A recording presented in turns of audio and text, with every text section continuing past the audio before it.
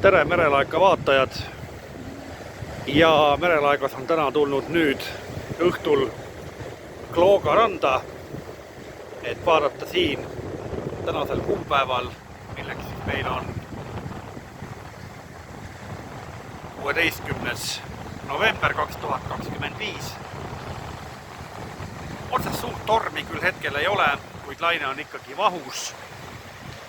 Tuul ei ole ka päris suur. Ja Klooga rand näeb siis välja praegu selline. Meeletut tormi küll ei ole, nagu ma ütlesin juba, aga sellegi poolest on siis tuul ja vahune laine. Aastav hakkab ka vaikselt varsti lõppema. Ja ootame ka lund ja külma, nii et saab siis näha, mis siis järgmisel kordadel on.